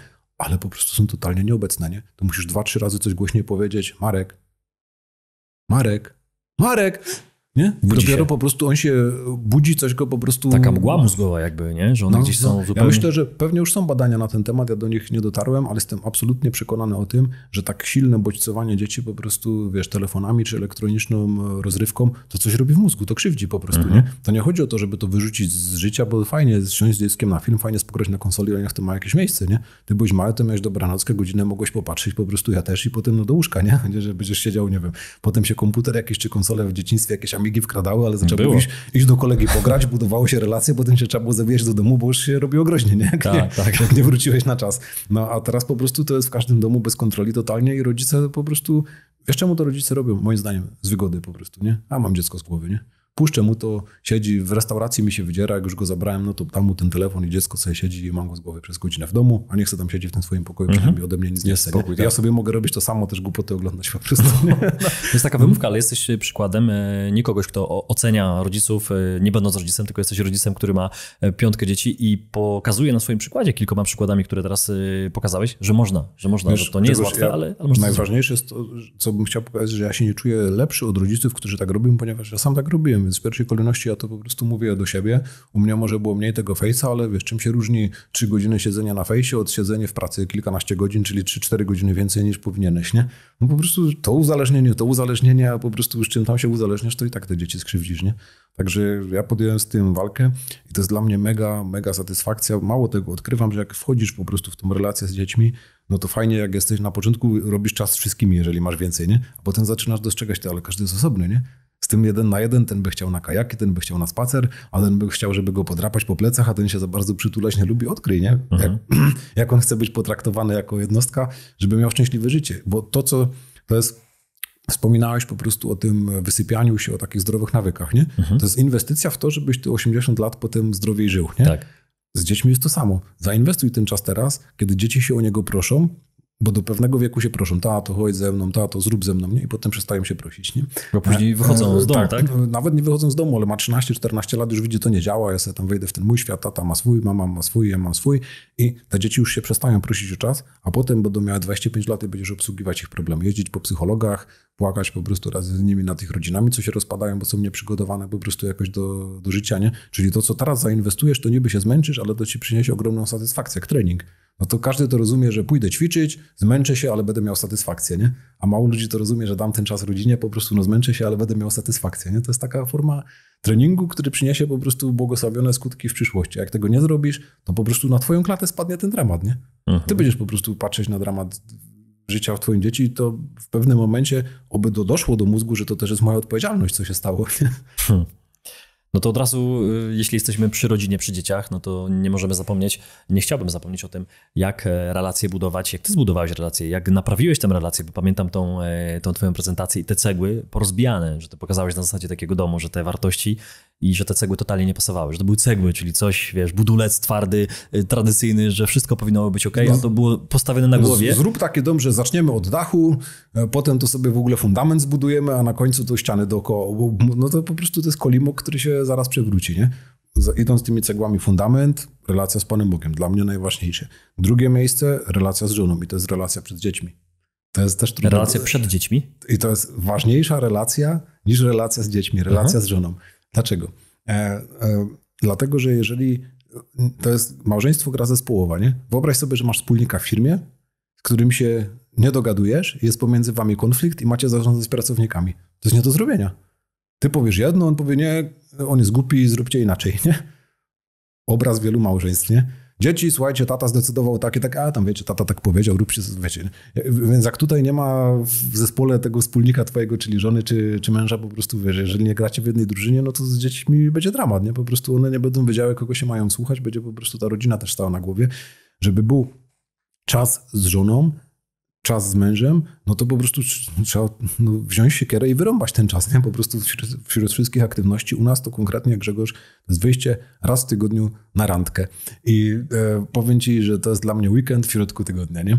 Weekend to jest czas, kiedy intensywnie spędzamy z dziećmi, gdzieś tam mamy też liczne rodziny dookoła siebie, się tam wzajemnie, wiesz, a to urodziny, a to jakieś tam inne uroczystości, ale w środku tygodnia przychodzi opiekunka, raz po południu po prostu się zajmuje naszymi dziećmi, my wychodzimy, 6 godzin nas nie ma, czas na rozmowę, spacer, kawiarnia, co tam po prostu przyjdzie do głowy. Rewelacyjny czas. I uwaga, jak zaczęliśmy to wdrażać 4 lata temu, to na początku chcieliśmy się zagryźć. Nie? W sensie takim, że jak już masz ten czas, że możesz sobie porozmawiać, no to zacznijmy od rzeczy, które są do naprawy. Jak sobie powyciągasz te rzeczy do naprawy, no to już jest jakieś tam pole, wiesz, do nerwowej rozmowy, no ale to też po prostu trzeba przejść i walczymy o ten czas faktycznie razem z żoną i to nam daje siłę, żebyśmy potem mieli siłę do dzieci, nie? Żeby iść się nimi zajmować i czy ty masz jedno dziecko, czy masz 5 dzieci, jedno też cię zmęczy, nie? Bo jak masz 5, to ci się jakoś podzieli ten ciężar, jak masz jedno, to akurat będziesz mieć takie, co ci będzie cały dzień chodzić tato, nie ci będzie po prostu naparzać. Więc musi być po prostu ten poświęcony czas na relacje z żoną w takich okolicznościach, jakie wam odpowiadają i potem z tego wychodzi po prostu czas na relacje z dziećmi. To się wydaje wszystko nie do zrobienia. Tak jakbyś zapytał kogoś, jak ty to łączysz, że i biznes, i ćwiczenie, i praca, i to jeszcze jakieś hobby, rozwój duchowy, jak to wszystko, no od razu tego nie zrobisz, ale to jest właśnie takie cegła po cegle. To będziesz dłużej budować. Zacznie od fundamentu, rok postoji fundament po prostu nie zabudowane dalej, nic się mu nie stanie, nie? Będziesz 2 lata budować ściany, okej, no nie zdążyłeś, chciałeś się przeprowadzić szybciej, nie udało się, ale to dalej jest dom, nie? Który po prostu we właściwej kolejności jest budowany, nie? Jak to odwrócisz, to dramat, nie? Ale powiedz, bo pokazaliśmy tu twój sukces zawodowy, dzisiaj bardzo mało, i sukces rodzinny, prywatny. I często jest takie pytanie, czy zmierzając na szczyt, tak to się mówi ładnie motywacyjnie, czy zmierzając na szczyt finansowy, wiesz, jakiś sukces w pracy, obojętnie czy to u kogoś, czy pracując w swojej firmie, no nie zatraca się tej rodziny, no bo trzeba być na początku wiele godzin w pracy. Nie da się pracować 6 godzin na początku, sam to wiesz, że to jest bardzo trudne. Najpierw trzeba poświęcić kilkanaście godzin i czy da się tutaj jakiś balans zrobić? Jak ktoś zaczyna dzisiaj i mówi, ale ja nie chciałbym poświęcać albo żony czy dziewczyny, jeśli jesteś facetem, na rzecz firmy i odwrotnie, nie chciałbym. Chciałbym i jedno i drugie. I jedno i drugie jest dla mnie ważne, więc jak to zrobić? Czy ty masz jakiś w ogóle wzór? Czy ty właśnie mówisz, próbowałeś, budowałeś to dłużej, robiłeś błędy, no bo o tych błędach na początku było. Czy może widziałeś, oni mają fajnie, ja wiem, że udało się, ja zapytałem, jak to zrobić. I w życiu prywatnym, i w biznesie stosuję taką metodę prób i błędów. Obserwuję, co działa, co nie działa. Ale nie można zostać tylko na tym. Musisz po prostu również uczyć się od mądrzejszych ludzi, nie? Czyli jak widzisz, że coś ci nie działa i diagnozujesz, no to jest obszar, który nie działa, nie? Pieniądze się zgadzają, z żoną fajnie, ale jestem chory. Na przykład tak i ciągle po prostu, nie wiem, się obżeram i mam nadwagę, nie? Albo no w sumie to w biznesie się zgadza, zdrowy też jestem, bo dużo ćwiczę, ale z żoną to się kłócę cały dzień i po prostu już się chcę rozwieść, nie? Znajdź po prostu to, gdzie jest ta chory ząb. No i do specjalisty od chorych zębów, nie? Jak to jest żona, to specjalista od relacji po prostu małżeńskich, jak to jest finanse. No w każdej branży jest jakiś specjalista, więc ja akurat mogę bardzo polecić, może nie są, w pewnych kręgach są popularne, mi bardzo pomogły książki Jacka Pulikowskiego i materiały właśnie o wychowaniu dzieci, o relacji małżeńskiej. Jakbym 10 lat wcześniej, 15 czy w ogóle 20 lat zanim ślub zabrałem, jakbym to czytał, dużo mniej bym bólu po prostu miał w tym odkrywaniu pewnych takich bolesnych mechanizmów, które wiesz, warto lub nie warto robić, to mogę polecić po prostu z mojego doświadczenia, ale ważniejsze po prostu wracając do tego pytania jest to, że jakie ty pole walki wybierasz. Co jest tym twoim celem numer 1, nie? O co walczysz w życiu, nie? Czy to jest, że ja chcę wejść na giełdę, czy to jest, że ja po prostu chcę mieć szczęśliwą rodzinę, czy to jest, że ja teraz pokażę mojej, nie wiem, mamie, która nigdy we mnie... Co jest po prostu tym twoim polem walki, co ciebie nakręca, nie? Miałem kiedyś taką dyskusję, przypominało, jak to mówiłeś, to mi się to przypomniało. Jechałem z synem autem i zadaje mi takie pytanie, tato, czy ty jesteś najbogatszy w Radlinie, nie? O kurde, mam cel. No i tak przybijam to w głowie, mówię, wiesz co, tak nie znam liczb, nie? Ale jeżeli potrafię ocenić skalę działania czyjejś firmy, no to wydaje mi się, że może mogę gdzieś tam być wysoko, ale na pewno nie jestem najbogatszy w Radlinie, nie? Że potrafiłbym ci co najmniej kilka osób podać, które mają, nie wiem, większe firmy od mojej. Podejrzewam, że te firmy dużo więcej zarabiają też w związku z tą skalą. aha, nie? Ale to chciałbyś taki być, nie? Czy to jakoś ty się tak z nimi ścigasz? Nie mówię, wiesz co, ja biorę udział w innym wyścigu, nie? O to w jakim, nie? Mówię, wiesz co, ja mam taki cel życiowy, że chciałbym być takim przedsiębiorcą, mężem i tatą, który najbardziej kocha Boga, rodzinę swoją, żonę i dzieci i ludzi innych, nie? I on tak to posłuchał. Mówię, tato, ale ty w tym wyścigu to możesz wygrywać, nie? Ja mówię, nie mam pojęcia, bo nie znam po prostu 7 miliardów ludzi na świecie. Jestem przekonany, że jest duża grupa ludzi, którzy to robią, wiesz, lepiej, nie? Ale po prostu jak ja się w tym ścigam, no to po prostu przykładam propozycje, które dostaję do tego, nie? A mam takich propozycji dużo. Wiesz, jak zaczynałeś biznes, to były często nieracjonalne propozycje. Teraz jesteś dłużej w biznesie i masz 3 dobre do wyboru propozycje. Nie? Taka współpraca, taki pomysł, taki projekt. Tu zarobisz, tu się rozwiniesz, tu zwiększysz zasięg, tu coś. Wszystko to się wydaje takie atrakcyjne, że chciałoby się to zrobić, nie? Ale to właśnie trzeba przyłożyć do tego schematu, czy mi to ten mój cel życiowy po prostu, czy ja się w tym umocnię, nie? Czyli teraz, jak ktoś mi mówi, Bartek, ten model, co ty robisz w Rybniku, jakbyś to robił w Poznaniu, we Wrocławiu, w Krakowie, w Katowicach, gdzieś tam, to będziesz mieć po prostu setki klientów, nie? Po prostu to, że wiesz, bezobsługowy, najem, inwestycja, nowe budynki, od A do Z się tym zajmujesz, zarządzasz. Mówię, wiem, nie? Tylko ja tego nie chcę, nie? Jak to nie chcesz, ty głupku po prostu, nie? Tam byś miał po prostu miliony, dziesiątki milionów zarobione, nie? Tracisz okazję, mówię. A z mojego punktu widzenia to zyskuje, nie? Bo ja wiem, że jakbym się... Do Katowic nie mam daleko, 40 minut, nie? I jakbym oprócz tego dużego placu budowy, co mamy w Rybniku, zrobił takie drugi tutaj. Czy znalazłbym kogoś, kto by to ze mną chciał zbudować? Na pewno bym znalazł, nie? Czy znalazłbym po prostu wykonawców? No jak umiemy znaleźć tam, to znaleźlibyśmy i tu, nie? Czy byłoby to możliwe, żeby obsłużyć jedną i drugą inwestycję? Tak, byłoby to możliwe, nie? Ale zamiast pracować 7 godzin, raczej by to przez pewien czas spadło na mnie i przez 3 lata bym pracował znowu 12, aż bym znalazł kogoś, kto by mi to obsługiwał i bym mógł pracować wtedy nawet 6, nie? Ale te 3 lata to co, nie? Ja mam dzieciom powiedzieć, wasz tata teraz znika. Nie obraźcie się na mnie, ponieważ ja wybuduję na Śląsku swój pomnik w postaci wielu budynków i po prostu będziecie kiedyś ze mnie dumni, że tata tyle nabudował. Guzik, prawda, nie? Po prostu, bo dzieci miłość traktują jako czas, a nie, że ty im po prostu zabezpieczysz i będziecie mieli portfele mieszkań i będziecie mieli firmę, w której możecie pracować do końca życia, nie? A skończy się to tak, że ty zrobisz to, a ten ci pojedzie do Francji, ten ci po prostu się, może nie wyprze ciebie, ale po prostu w inne miejsce pójdzie, ten cię nie będzie chciał znać i może tam jedno dziecko cię polubi, co będzie z tobą akurat pracować, nie? To nie o to chodzi w ogóle, nie? Znaczy jak tak cię słucham jeszcze coraz dłużej, jeszcze dłużej znam cię, mówię, od wielu lat, więc to mi się wszystko zgadza. Jakbym cię miał określić jednym słowem, to bym cię nie określił przedsiębiorcą, bym określił cię słowem spójność. Tak bym to powiedział. Nie wiem czy to słyszałeś, czy to był taki twój cel, żeby wiesz, to co mówisz, to co myślisz i to co robisz, żeby to wszystko do siebie pasowało. I jeśli... Nawet to pytanie, które dostałeś od syna a propos tego najbogatszego, to się zastanawiałeś, czy ja w ogóle to potrzebuję, czy ja w ogóle to chcę, bo często godzimy za celami, za sukcesami, za szczęściem, nie? Gdzieś tam daleko, które nie jest nasze, nie? Że my biegniemy tam, to jest, się mówi, drabina postawiona przy złym murze w ogóle. No, powiem ci zabawny wątek taki czysto biznesowy. Dziękuję ci w ogóle za to słowo o spójności. Jest to ważne bardzo dla mnie, żeby być spójnym. Może mi się czasem nie udaje po prostu, ale to jest taki GPS, że w tamtą stronę jak skręcam, to zaraz po prostu chcę wracać do tej spójności. A wracając do tej rozmowy, rozmawiałem z przedsiębiorcą jednym, który prowadził firmę, nie wiem, z 10 razy większą niż moja, nie? No i zadałem mu pytanie, jak to jest, jakie są te etapy rozwoju, jak to potem, wiesz, wygląda wszystko i mi powiedział, wiesz co, w zasadzie to jest tak, że potem jest taki długi etap takich bólów wzrostowych, że ta firma ci tak rośnie i coraz więcej ludzi zatrudniasz i ona ma coraz większe koszty, nie? No bo ci ludzie chcą auta, telefony, laptopy, jakieś tam, wiesz, pensje, podwyżki inflacyjne i tak dalej i zdobywasz ten rynek i taką, wiesz, maczetą w tej dżungli po prostu się tam jakoś przedzierasz i masz firmę, co ma, nie wiem, 15 ludzi i ona, nie wiem, zarabia na przykład, nie wiem, 1 000 000, a masz firmę, co ma 150 ludzi i ona też zarabia 1 000 000, nie?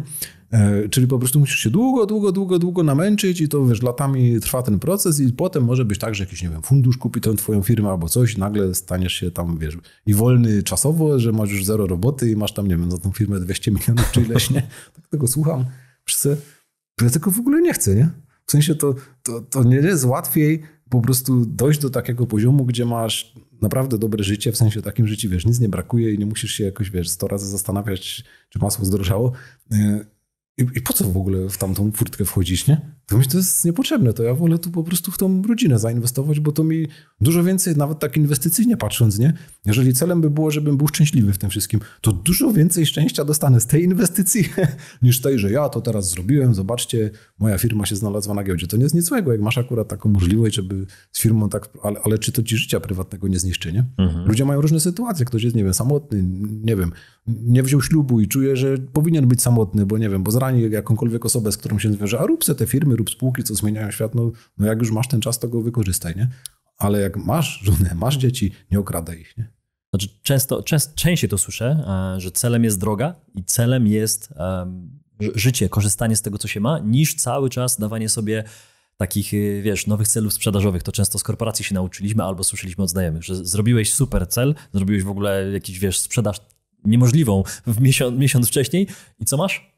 Kolejny, który jest niemożliwy na początku tego miesiąca i tak go robisz. No I potem, Grzegorz, zwalniasz się z tej korporacji, która się tak tymi celami po plecach bije i zakładasz swoją firmę i mówisz, żebym ja w tej swojej firmie zaczął zarabiać 10 000 miesięcznie. Teraz już się pewnie przez inflację ten próg podnosi i ciśniesz i powiedzmy, że taki cel był 10 lat temu, nie? I go zdobywasz, nie? To co się wtedy dzieje? No to teraz 20, nie? To teraz po prostu to już cel się zmienił na 20 i teraz ciśniemy na 20, potem dochodzisz do 50 albo do ileś tam i potem mówisz, to jest wyścig, który nie ma końca, nie? No nie ma. Ale to najbogatsi na świecie tak robią, nie? Teraz mam spółkę, która ma największą kapitalizację na świecie i jestem teraz twórcą spółki najcenniejszej na świecie, nie? A potem wyskakuje jakiś Chińczyk, albo inny Azjata, albo ktoś tam jeszcze inny z Doliny Krzemowej i cię przeskakuje po prostu w 3 skokach i mówisz, ty, ale dziad, ja mu teraz pokażę, że mam całe życie zepsute, bo całe lata to budowałem, a on tam wymyślił coś, co ja nie wymyśliłem. Jest lepszy. Możesz się potem na długość jachtów porównywać, na ilość rezydencji, którą masz i przegrasz, bo się zawsze znajdzie większa ryba, nie? Która ci po prostu ten wyścig popsuje. Ja się mogę licytować wyścig na najszczęśliwszego człowieka na świecie, nie? To w takich zawodach mogę wystartować, a bogaci z tysiące, miliony bogatszych ode mnie. Lepsi są przedsiębiorcy, skuteczniejsi, lepsi deweloperzy, być może też po prostu nie biorę udziału w tym wyścigu. Czy to są, myślę, dobre słowa? Słowa dla tych, którzy nie umieją się zatrzymać. Nie wiem, sam nie mam takiej chciwości, że chciałbym być największy kanał na YouTubie, największą firmę związaną z nieruchomościami. Nie, bo jak doszedłem do pewnego momentu, to powiedziałem, kurczę, ale tak jak powiedziałeś przed chwilą, że nie zastanawiasz się, czy masło wzrosło i kosztuje 8 czy 7, no nie ma to znaczenia, że to jest fajny moment, kiedy idziesz do sklepu i ja to doceniam mega, bo pamiętam moment, kiedy na wszystkie ceny patrzyłem, bo miałem tyle, że nie mogłem kupić wszystkich rzeczy, które potrzebowałem na dany moment. Tankowałem za 30 zł, a dzisiaj na szczęście mogę zatankować do pełna i nie wiem, ile kosztuje dzisiaj paliwo, czy kosztuje 6 zł, czy kosztuje 6,50 czy 7. Mniej więcej wiem, że kosztuje 6,20 może, czy 7. Ale nie analizujesz. Ale nie analizuję tego, bo nie muszę, bo ten komfort, który życzę go każdemu, bo uważam, że do tego najpierw trzeba zdążyć, żeby później spełniać sobie marzenia. Najpierw trzeba mieć te podstawy, czyli rachunki, podstawowe jedzenie, jakieś schronienie, poduszka inne rzeczy, finansowa. Żeby jeszcze zostało, żeby nie wydawać wszystkiego. To jest w ogóle coś, do czego dążyłem. I jak jesteś jeszcze tam kawałek dalej, to sobie myślisz, kurczę, jestem w fajnym miejscu, mam jakąś poduszkę, coś mogłem kupić, coś mogę zrobić i nie muszę dzisiaj mieć największej firmy.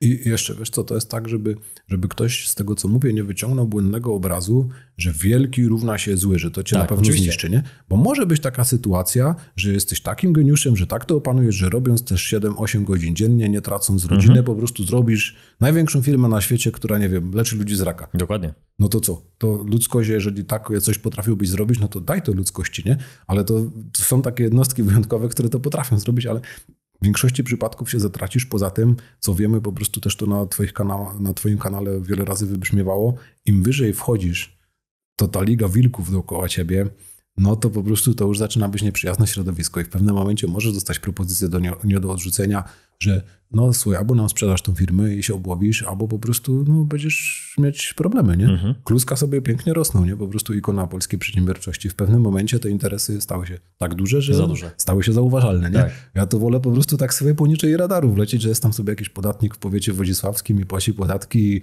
co to tam jakiś, wiesz, wielorybów interesuje, jakieś osiadle w Rybniku, to patrzą na to i śmiech na scenie, nie? Dokładnie. A tobie to wystarczy. A mi to w zupełności wystarcza i wcale nie chcę po prostu z tymi wielorybami się ścigać i pokazywać, że jestem bardziej żarłoczny, nie? Także myślę, że nie wylewać dziecka z kąpielą. Jak masz możliwość się rozwijać, to rozwijaj się, ale po prostu w tym kompasie, czy mnie to doprowadzi do tego celu, który ja mam w życiu, nie? Czy po prostu stracę życie, żeby coś osiągnąć, co na koniec życia okaże się niewiele warte de facto. Przypomniała mi się a propos tego wieloryba, o którym powiedziałeś przed chwilą, taka historia związana z tym rybakiem, pewnie pamiętasz, nie? Rybak sobie siedział, łowił sobie rybki, tam złowił dla rodziny, później ją sprzedał, no i generalnie tam odpoczywał i korzystał z rodziny. Tak. Przyjechał gościu, tak? Zastanowili stary, teraz robimy łódki, teraz robimy korporacje. Tak, zrobimy z tego korporację, nie? I skracając historię, znajdźcie sobie to, co będzie na koniec. No sprzedasz firmę i będziesz łowił rybki, będziesz siedział, mówi, ale ja to robię, no to po co całe życie przepracować na tym, żeby robić coś wielkiego. Także to jest, Wiesz, ja dostałem lekcję biznesu od zmarłego ostatnio przedsiębiorcy. Taka, można by powiedzieć, pośmiertna lekcja. Byliśmy na wakacjach nad morzem, no i niedaleko było Pobierowo, gdzie dowiedziałem się, że Tadeusz Gołębiewski, król hotelarstwa w Polsce, był w trakcie budowy największego hotelu w Polsce, nie?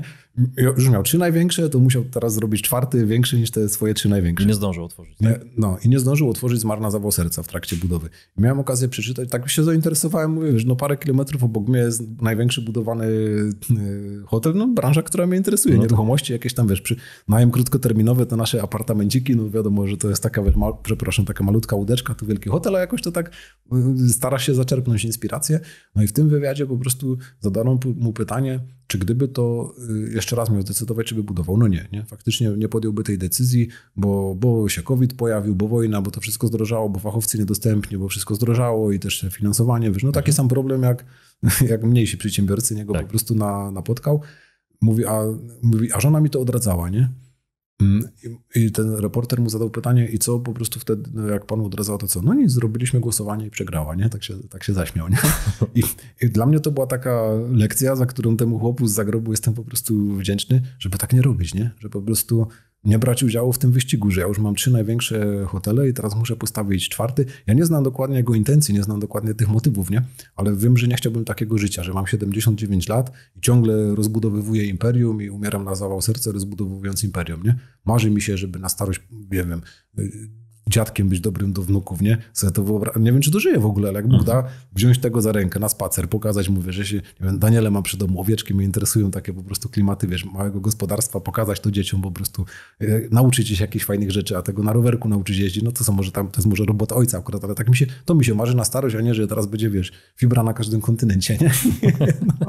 No więc wyciągnąłem od niego taką lekcję, że nie idź drogą, na której nie chcesz skończyć. Po co ci w ogóle wchodzić na nią, nie? Jak nie chcesz takiego rezultatu na koniec. No tak, to faktycznie ta historia pana Tadeusza Gołębiewskiego no jest mega. Pamiętam też, że były takie pozytywne aspekty też jego działań, bo nie poznałem go, ale pamiętam, że podczas chyba COVID-u była taka sytuacja. Zostawił, żeby... Zostawił chyba cały majątek, żeby wypłacić wynagrodzenia wszystkim pracownikom. To jest piękna postawa i dobrze, że to dodałeś, bo ja z tego długiego wywiadu też wyciągnąłem takie rzeczy, które ja bym zrobił tak jak ten gość, nie? Tak bym chciał, bo marzyłby mi się po prostu, żeby mieć taką postawę, nie? Też takie po prostu, wiesz, osobiste pilnowanie tego biznesu. Dużo fajnych rzeczy tam po prostu było zawartych, ale to jest pokazanie, jak dobrego człowieka może zniszczyć droga, którą wybrał, nie? No to jest na pewno do rozkminki. Możecie sobie znaleźć tę informację, że faktycznie nie chciał, powiedział w wywiadzie, że nie chciał zwolnić żadnego pracownika, bo bardzo trudno w tej branży znaleźć ludzi, którzy, część z nich była od początku, przez całe życie z nim pracowali. No i nie chciał ich zwolnić, bo to był czynnik zewnętrzny, czyli to nie on był winny, że nie było klientów. Tak, a już po drodze tam jakieś propozycje pewnie dostawał. Oczywiście. Że, słuchaj, my to wykupimy tam od ciebie za 10, za 20%. Tak, nawet mówił, że dostawał propozycję nie do odrzucenia, że 20% gotówką, jutro twój problem zniknie. Tak, jutro mamy transakcję. No dobra, idźmy jeszcze dalej, mam jeszcze kilka pytań. Myślę, że dzisiaj powoli finiszujemy, może 2-3 do końca i sobie zostawimy takie, może kiedyś się jeszcze spotkamy, ale myślę, że na pewno. To może o kredyty jeszcze bym chciał zapytać. O kredyty, bo u ciebie one się pojawiły i one sprowadziły cię na dno. Tak, przecież tą historią zaczęliśmy, chciałbym finiszować w tym kierunku. Czy kredyty, może nie wszystkie, no bo wiadomo, że nie pójdziemy sobie do Prowidenta, żeby sobie kupić buty. Masz siana, leć do bociana. Do bociana, dokładnie. Do bociana, tylko chciałbym zapytać na przykład o ten kredyt tak zwany dobry, czyli kredyt hipoteczny. Tak? Mamy czasy, jakie mamy, wiemy, że mnóstwo osób wzięło ten kredyt hipoteczny wymarzone mieszkanie, czy dom, czy szeregówkę przy rekordowo niskich stopach procentowych. No i wiem, jak to się kończy dla wielu ludzi, dla niektórych jeszcze trwa i jeszcze są w stanie to płacić. Ale w ogóle ogólnie pytam, czyli w normalnych czasach, gdzie stopy procentowe mamy na normalnym poziomie, mamy poduszkę nawet finansową, generalnie zarabiamy. Czy kredyt finansowy gotówkowy na nieruchomości jest zły zawsze? Grzegorz, ja bym to porównał do pytania, to może się wydawać niezwiązane, ale potem wytłumaczę i się już okaże, że jest związane o alkohol. Czy picie alkoholu jest złe, nie? No jest bardzo złe, jeżeli go pijesz za dużo, jeżeli to ci niszczy życie, nie? A jak jest sobie taki gość, co się nie uzależni i sobie wypije lampkę wina co 3 dni i ma satysfakcję, że sobie siądzie ze znajomymi i piwo wypije, czy to do niego jest złe? No to nie, to nie jest złe, nie? I teraz jeżeli ty jesteś takim gościem, co nie potrafi wypić lampki wina czy jednego piwa i powiedział, ja się fajnie napiłem i to już może dzisiaj skończymy, nie? Tylko po prostu trzeba od razu całą skrzynkę opróżnić, czy tam flaszkę czegoś mocniejszego, no to dla ciebie jest zły, nie? I po prostu podobnie jest z tymi kredytami. To jest po prostu dźwignia, nie? To jest broń masowego rażenia. Jeżeli jesteś opanowaną osobą, która ma dobrą pracę albo stabilne zarobki po prostu ze swojego biznesu, ma poduszkę finansową i marzy jej się wybudowanie domu, ponieważ mieszka w mieszkaniu, ma 3, nie wiem, dzieci i chciałaby po prostu z mieszkania się przeprowadzić do domu, jak te dzieci mają 7 lat, a nie 17, po prostu jak już na nic im będzie ten dom potrzebny w tym momencie, no to może się okazać to rozsądnym rozwiązaniem, ale po prostu pod dużą kontrolą, tak? Dlatego, że mamy takie środowisko, gdzie niestety wielka cnota, jaką jest oszczędzanie, ona jest piętnowana w ten sposób, że jest dodruk pieniądza realizowany na skalę niespotykaną do tej pory. To w krajach trzeciego świata tak się robiło, nie? I tam potem wybuchały hiperinflacje w jakiejś Zimbabwe albo w innych miejscach. A teraz to się robi w Europie, nie? W Stanach Zjednoczonych i po prostu ten dodruk na niespodziewaną skalę, on pcha tą inflację do takiego poziomu, jaki widzimy w Polsce obecnie, co pcha koszt budowy. I ile ty byś musiał oszczędzać, i jaką mieć zdolność po prostu do oszczędzania pieniędzy, żeby zaoszczędzić na ten dom. No musiałbyś naprawdę być mega przedsiębiorcą, żeby po prostu taką mieć zdolność, że sobie z wypłat po prostu dom będziesz budować. Są tacy ludzie, nie? Ale większość przypadków raczej po prostu nie ma takiej możliwości, gdzie taki najmniejszy domek, no to w zasadzie dzisiaj jak zaczniesz, to 1 milion byś potrzebował, powiedzmy, żeby go wybudować, tak? Bo sobie kupisz jakąś tam tańszą działkę za 100 000 w miarę w miejscu, które ci się podoba i 150 metrów, no to jak zbudujesz z garażem razem licząc, jak to zbudujesz wszystko taniej niż 1 000 000, no to jesteś gość, nie? To tak to wygląda. No i teraz ile czasu trzeba, wiesz, kto ma ten 1 milion w gotówce na koncie? No są tacy ludzie, nie? Ale to jest jakiś tam procent czy promil społeczeństwa. Więc szeroko ci odpowiadam na pytanie, ale wydaje mi się, że dla osoby, która nie jest zachłanna, która po prostu zdecyduje się zbudować to teraz, chociażby ten dom i później faktycznie będzie szybko nadpłacać ten kredyt, ta rata na przykład nie przekroczy. Przyjąłbym sobie takie kryteria bezpieczeństwa, żeby moja rata nie przekroczyła na przykład 20% dochodów. Żeby nie być niewolnikiem, nie? Bo jak 20%, dobra, zarabiasz 15 000 w rodzinie razem z wszystkimi tam, nie wiem, źródłami przychodów, z 500 plusami, z innymi rzeczami, rata wynosi 3000. No nie utopi cię to. Będzie trochę takie, wiesz, co miesiąc, na początku będzie super, bo mamy dom, a potem miesiąc się z tą ratą męczysz, nie? Tak. Ale to cię nie utopi, nie? Jak sobie wyjdziesz na 40%, no to już zaczyna być po prostu gęsto i to twoje marzenie zacznie być po prostu twoją kotwicą, która cię ciągnie na dno. Druga rzecz, o wiele spokojniejszy jest sen, jeżeli mam poduszkę finansową, czyli tak, po pierwsze mam wkład własny do tego kredytu, czyli tym ludziom, którzy po prostu, wiesz, mam 0%, nic na koncie, ale chcę brać kredyt, bo mi tam babcia pożyczy na wkład własny i będzie, nie? To nie jest dobra droga, nie? Po prostu, tak jak tobie powiedziałem 10 lat temu, popracuj, nie? Spraw, żeby twoje wydatki były mniejsze niż przychody. Jak nie potrafisz już ograniczyć wydatków, zwiększ przychody, rozwin się, idź do lepszej roboty, nie wiem, naucz się czegoś, zrób jakieś kursy, wygeneruj w sobie tą umiejętność, żeby po prostu odkładać pieniądze, zgromadź wkład własny, zgromadź poduszkę finansową oprócz wkładu własnego i wtedy idź po prostu po ten kredyt mieszkaniowy. I w takim przypadku może się to okazać korzystne finansowo, dlatego że z dużym prawdopodobieństwem w ciągu 10 lat zdewaluuje się wartość tego długu, czyli 700 000 zaciągnięte dzisiaj, za 10 lat będzie warte po prostu, nie wiem, ze 150 000 być może, nie? A może za 5 lat ten system padnie w ogóle finansowy, nie? Może się okazać takim wygranym, jak było w czasie hiperinflacji, nie? Że ludzie, wiesz, za komuny zabrali kredyty na dom, a potem z 2 wypłat spłacili. Nie musi tak być, nie? Tak. Ale co musi się stać, żeby to było możliwe? To musi być kredyt w walucie, w którym po prostu zarabiasz i najlepiej, żeby to był kredyt na stałej stopie procentowej. Jak pisałem to w 2017 roku, a w 2018 książka się wydała, gdzie przestrzegałem, pokazywałem ryzyka kredytów. Sam znaczy nie śmieję się, bo jakby dostrzegałem te ryzyka, ale ludzie się ze mnie śmiali. Mówię, co zrobisz, jak twoja rata kredytu, który dzisiaj jest oprocentowane 3%, jak oprocentowanie zmieni się na 8%? Czy ty wiesz, że z tego z 2000 zrobi się wtedy, nie wiem, 4700? No to ludzie, no dobra, Bartek, straszy, nie? Ale co się dokładnie stało, nie? Tak. A może być jeszcze więcej. No akurat teraz jakieś tam są wskaźniki, które pokazują, że ta inflacja spada, ale my nie potrafimy przewidzieć przyszłości. Jakbyś sobie siedział w 2019 roku w październiku i sobie planował wakacje. Gdzie tam sobie w maju pojadę, nie? Tam już byłem, tam jeszcze nie było, to sobie tam bilecik kupię, nie? Przewidziałbyś, co będzie w marcu, nie?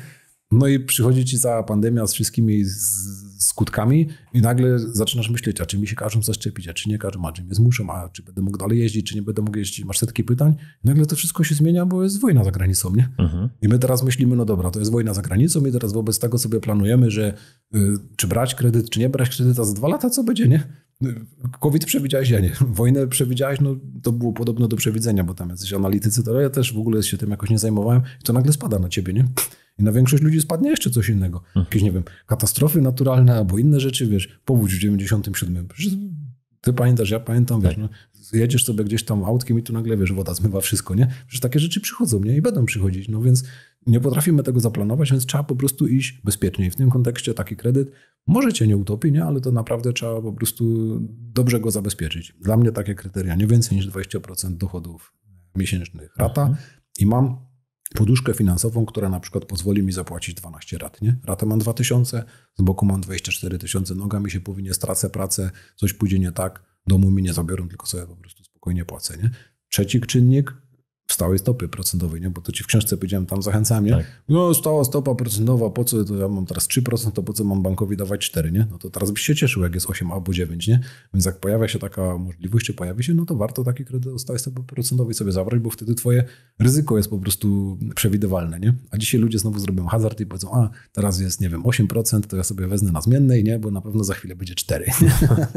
A jak za chwilę będzie 12, nie? No właśnie. No nie wiadomo tego, nie? Nie musi być, to raczej prawdopodobnie będzie mniej, nie? Ale jeżeli masz finansowe położenie takie, żeby na przykład, nie wiem, zmienić wtedy ten kredyt i przejść do innego banku, gdzie masz stałą stopę 4, no to zrób to i zabezpiecz sobie ryzyko na dłuższy czas, wtedy pośladki spiąć, pasa zacisnąć i nadpłacą tą ratę. Dbanie też o swoją zdolność kredytową, żeby ona była za kilka lat, nie? Jeśli będziesz chciał zmienić bank. Tak, tak. I jak już to mam, to po prostu nadpłacanie tego kredytu, dlatego że to czyni ogromne korzyści, jak człowiek po prostu, wiesz, rata kapitałowo-odsetkowa, ona składa się w początkowym okresie prawie 10 lat, w 20% z kapitału, w 80% z odsetek. Dlaczego?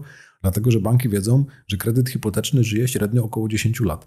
Mają różne średnie, niektóre 8 lat, niektóre 10, ale do 10 lat on się albo przeflancuje na inną hipotekę w innym banku, albo po prostu zostanie spłacony poprzez proces właśnie dodruku i dewaluacji wartości tego kredytu. Więc oni chcą maksa zarobić w tym okresie i nadpłacanie tego powoduje, że ty kapitał nadpłacasz, a nie same odsetki płacisz ciągle. Nie? To są takie oczywiste rzeczy, ale z tych oczywistych rzeczy wielu nie wie, a ci, co wiedzą, to tego nie robią. A fajnie, bo przeszliśmy jeszcze trochę na koniec przez sporo twojego doświadczenia, bo przecież sporo zbudowałeś, sporo klientów przeszło przez twoją firmę, a myślę, że te proste rady to jest znowu taka pułapka bierności, że część naszych widzów to wie, ale mówią, a kurczę, dobrze, że to znowu powiedział, bo w sumie nie robię tego wszystkiego, albo nie jestem tak przygotowana, może lepiej się będę czuł, jeśli to będzie tylko 20%, bo może dzisiaj rata to jest, planowana rata to jest na przykład może 40, a może troszkę jeszcze... No teraz na tapecie dostałem ostatnio takie pytanie czytelnika jednego, mieszkamy z dziećmi, 3 dzieci, mieszkanie wynajmujemy, czy opłacałoby się zabrać ten kredyt 2%, nie? Z pozoru tak, ale zejdźmy głębiej, czy masz oszczędności? Nie. Czy mam wkład własny? Nie. Czyli już się zaczyna jakaś kasa zapomogowo-pożyczkowa z firmy, gdzie pracuję i to mi da na wkład własny, jeszcze szwagier pożyczy i mam jeden dług do banku, tu mam jakieś jeszcze i się zaczyna po prostu zapętlenie. No to zaciśnij pasa, wygeneruj oszczędności. A jeżeli nie potrafisz tego w ogóle zrobić, to nie idź na to, nie? Po prostu, bo to cię utopi, nie? A jeżeli potrafisz to zrobić, zgromadź ten wkład własny i potem po prostu iść dalej, nie? No myślę, że na koniec sporo takiej znowu ekonomicznej wiedzy, podstaw, także warto Bartka słuchać. My na kanale sporo o tym mówisz, że oglądasz, więc widzisz, że faktycznie staramy się, uczymy tych podstaw, robimy nawet konsultacje darmowe online z tych podstaw i się okazuje, że czasami ludzie mówią, że ja jestem taka noga finansowa, mówią to wprost i mówią, nikt ze mną nie rozmawiał o finansach, nikt mnie nie uczył, ja nawet nie wiem, co to jest ZUS. Ostatnio się dowiedziałem, że ktoś tak powiedział, nie wiem, co to jest ZUS. Słyszałem o tym, ale nie wiem, co to jest. Wiesz, taką mam ciekawą obserwację, że są osoby, które nawet kończą studia finansowe, na przykład jest ktoś główną księgową albo głównym księgowym w spółce jakiejś, nawet niech to będzie giełdowa spółka, nie? I to ogarnia te bilanse, rachunki zysków i strat, kiedy co trzeba wysłać, nie? Rachunkowo i zarządczą, ale to nie znaczy, że ta osoba automatycznie ma prywatne kompetencje do tego, żeby dobrze zarządzać finansami, bo może być totalną nogą, jeżeli chodzi o swoje finanse, bo całe serce jest w tej firmie, którą tam pracuje, a wiesz, a w domu kredyt na kredycie pożoga, nikt nie wie, po prostu i szef bez butów chodzi, nie? A osoby, co w ogóle nie wiedzą, jest w tym temacie, nie? Ale myślę, że to jest celowe, żeby ludzie po prostu nie mieli tej wiedzy, bo największy szwindel wszechczasów to jest właśnie ten dodruk na niespotykaną skalę, okradanie ludzi po prostu przez lichwiarski system finansowy, który po prostu w świecie obecnie panuje, pasie kieszenie tych, wiesz, najbardziej zamożnych, tych po prostu najbiedniejszych topi, to się dzisiaj dzieje i oni mają nie wiedzieć po prostu, nie? Taki jest cel, że te osoby mają być nieuświadomione, więc my się gdzieś tam próbujemy przebić książkami, materiałami, coś powiesz 3 słowa więcej, to zaraz masz kanał zablokowany. Tak to działa, nie? No. Pozdrawiamy tych tak. niezależnych weryfikatorów. Botów. Tak, botów. Dobrze, Bartku, to na koniec ostatnie pytanie, które lubię bardzo, choć nie zawsze zadaję, bo czasami zapomnę w ferworze tej naszej rozmowy jest tyle tematów. O wdzięczność chciałem zapytać. To lubię bardzo. Za co jesteś przez tą historię życia już trochę widziałeś, trochę przeżyłeś, trochę ci się udało, trochę ci się nie udało, więc za co jesteś wdzięczny? No, Grzegorz, ja ci powiem teraz, że bardzo, bardzo dobrze, że to powiedziałeś, bo jak ty mówiliśmy o tych 3, że pokora i cierpliwość, tak. Nie, że w biznesie, to mi cały czas w głowie dziewięć, powiedz jeszcze o tej wdzięczności. Ja to chciałem powiedzieć, że to jest bardzo ważne, żeby się po prostu cieszyć z tego co masz. I dobrze, że to przypomniałeś, bo ja o tym zapomniałem. Okay. Więc myślę, że po prostu w ogóle ta wdzięczność to taka brama radości w życiu. Nie? Jak nie masz wdzięczności, to zapomnij. Mam jeszcze 2 minuty, żeby powiedzieć taką ciekawostkę. Dawaj. Ludziom po prostu często daję ten przykład. Każdy kojarzy wędrówkę Izraelitów przez pustynię, że oni 40 lat szli po tej pustyni do tej ziemi obiecanej, wyszli z tego Egiptu po prostu, nie? I tacy, wiesz, tam już do tej ziemi obiecanej. I każdy ma w głowie, że to bardzo daleko, nie? Ale ja sobie kiedyś sprawdziłem na Google Maps, ile jest z piramid z Egiptu, ile jest do Izraela, nie? No. I to jest 350 kilometrów. W linii prostej. W linii prostej. No, czyli jakby gdzieś tam szli naokoło, jakieś tam było, nie wiem, wiesz, mandry, tu zapadliska, jakby szli 400 kilometrów. To jest połowa drogi pierwszej pielgrzymki z Helu, która idzie 2 tygodnie na tą górę, nie? Co oni robili 40 lat, nie? Jakby, wiesz, pasa spieli, to oni w miesiąc tam są po prostu. No i jak sobie poczytałem faktycznie, wiesz, w Biblii z tej Księgi Wyjścia, ekstremalne narzekanie. Ledwie wyszli, wiesz, tu się morze zastępuje za nimi, a oni kawałek nie uszli, a wody nie ma, a tam w Egipcie ogórki mieliśmy, a jakieś cukinie, a teraz tu jesteśmy na tej pustyni, żeby pomrzeć, nie? I z każdym kolejnym po prostu narzekaniem gromy na nich spadały i 40 lat po tej pustyni się błąkali, nie? Jeżeli chcesz po prostu 400 kilometrów i 40 lat, to narzekaj, nie? A jeżeli nie chcesz, to bądź wdzięczny. Ja sobie to wziąłem po prostu do serca i oczy otwieram i Panu Bogu dziękuję za to, że się dzisiaj obudziłem, za to, że mam dom bardzo fajny, na tarasie się kładę na chwilę, żeby się, nie wiem, pomodlić, patrzę po prostu. Zapach jest ogrodu, teraz wiesz, rośliny, pszczółki latają na tych roślinach. Ja się tym cieszę, nie? Potem żona przychodzi uśmiechnięta, podziękuj Panu Bogu za uśmiechniętą żonę. Jest smutna, to podziękuj Mu za smutną, która się uczy w tym momencie wspierać po prostu ją, żeby po prostu się zaangażować, nie? W pracy jak się skupiam na problemie do rozwiązania, w sensie braku, nie? Że kurczę, nie ma tego. Człowiek zaczyna się tak topić mentalnie, nie? A jak zaczynasz dostrzegać po prostu to, co masz, jaki masz fajny zespół, nie? Ludzi, którzy ci pomagają, ludzi, którzy ci zaufali, ludzi, którzy po prostu, nie wiem, polecają cię gdzieś, osoby, które są gotowe ciężko pracować dla ciebie, swoje życie poświęcają, czasem zdrowie na budowie, gdzieś tam wiesz, deszcz pada, a ludzie robią dla ciebie, nie? Po prostu to jest wielki powód do wdzięczności, to masz na co dzień takie po prostu pole, nie? Potem przychodzisz, dzieci uśmiechnięte, tato, cześć, nie? I patrzysz, mogę siąść, obiad z nimi zjeść, nie? I to, ja wiem, że to może brzmieć, wiesz, jakby jakiś maniak był, ale mi to towarzyszy cały dzień po prostu, nie? Są momenty, kiedy o tym zapominam i zaraz się robię smutny, nie? I po prostu jak zaczyna mi się taki dół, to może w doły takie rzadko wpadam, nie? Ale jak mi się zaczyna taki, wiesz, taki nizinka, co brakuje? Co mi tak brakuje? Wdzięczności mi brakuje, nie? I wtedy trzeba po prostu tą listę całą przewijać. Ja sobie kiedyś takie zdanie zapamiętałem.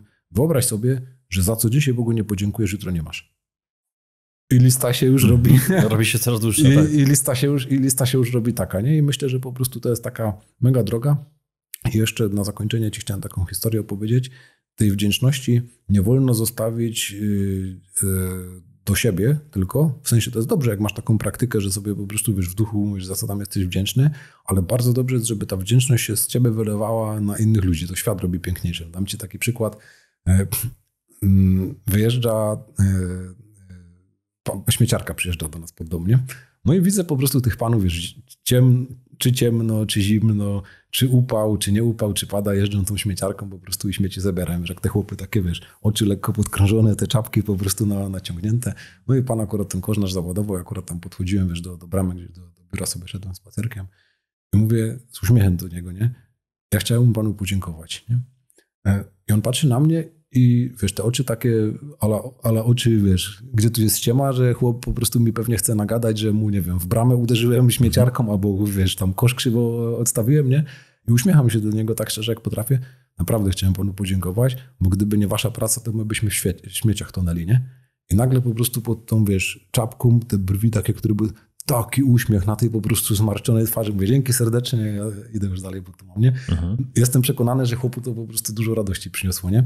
I takie sceny staram się po prostu, nie wiem, w sklepie jest, nie wiem, Lidl godzina, wiesz, 20:30, ta pani jak robot zasuwa na tej kasie, po prostu już tam, nie wiem, 4,5 tony pewnie tego dnia przełożyła tych materiałów i patrzy, ona jest uśmiechnięta, nie? I tak się nachylam, żeby, wiesz, nie wyjść na jakiegoś, nie wiem, maniaka, co ludzi po prostu napastuje. Wie pani co? Ja chciałem pani powiedzieć, że to jest niesamowite, że pani na końcówce dniówki po prostu potrafi się jeszcze uśmiechnąć. Ja bym nie dał rady tak jak pani, nie? Tyle pani tu ma roboty, takie tony tego jedzenia przerzucić. Jeszcze ludzie się awanturują pewnie o parę groszy, nie? Jakieś tam rabaty, a pani jest ciągle uśmiechnięta, nie? To naprawdę super, że tak pani robi, nie? I jak widzisz, co się dzieje wtedy po prostu na twarzy tych ludzi, on szczęśliwy. Ty idziesz do domu, całą drogę do domu autem jedziesz i się cieszysz, żeś uszczęśliwił jakąś osobę w taki sposób, nie? Sami wygrani. W zamian za co? Żeś dostrzegł człowieka po prostu po drugiej stronie się uśmiechnął do niego, nie? To jest mega rzecz, żeby natychmiast po prostu podnieść swoje samopoczucie i ludzie są zgorzkniali, smutni i nieraz depresjonowani, bo brakuje tego, żeby zrobili coś dla drugiego człowieka, nie? Wejdź w to od razu, to możesz natychmiast zrobić, wiesz, w ogóle nie zadzwoń do mamy, która gdzieś tam czeka po prostu 100 lat na ciebie, aż się odezwiesz, przechodnie jakieś osoby, nie mówimy, że wiesz, pan ci przyjdzie na wlony, ty mu dasz 5 zł na piwo, bo to jest żadna pomoc, nie? Ale dostrzeż po prostu człowieka, któremu coś dobrego warto powiedzieć, nie? Jak tego u nas brakuje w kraju, nie? Ludzie, wiesz, posępni w kolejce stoją, każdy gdzieś tam, wiesz, patrzy w nogi. Jeździłeś po świecie też trochę, wiesz, jak to wygląda w jednym kraju, nie? We Włoszech kolejka do piekarza, dyskusje, nikt się tam nie zna, Mario, tam, wiesz, śpiewnie sobie dyskutują po prostu, nie?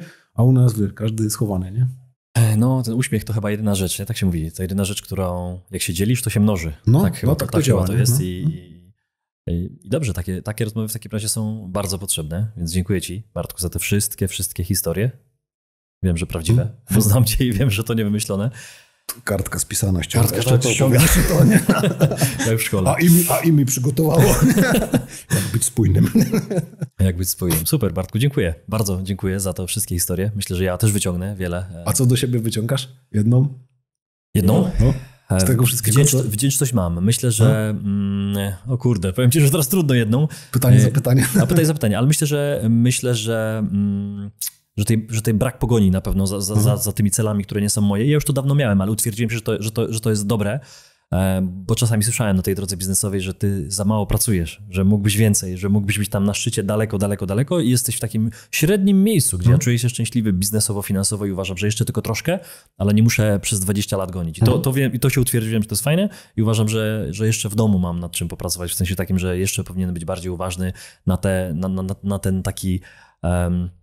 na ten dom, tak, który gdzieś tam buduje i to jest fajne, jako mówię, gospodarstwo domowe. To tutaj mega podziw, 5 dzieci. Potraktuj dom jak firmę. Nie? To jest fajne. No. Czy tyle wysiłku, co na budowanie biznesu, czy tyle wysiłku przeznaczam na budowanie rodziny? Bo żeby być fair, to powinno być co najmniej tyle wysiłku. Nie?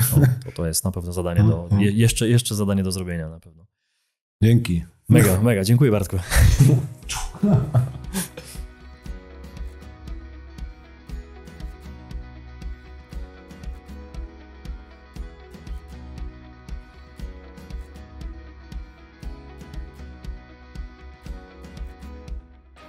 Dziękujemy za obejrzenie tego odcinka. Jeśli Ci się spodobał, nie zapomnij zostawić łapki w górę i subskrypcji, aby nie ominęły Cię nowe filmy. Sprawdź również pozostałe odcinki na kanale lub słuchaj ich w formie podcastu. Do usłyszenia.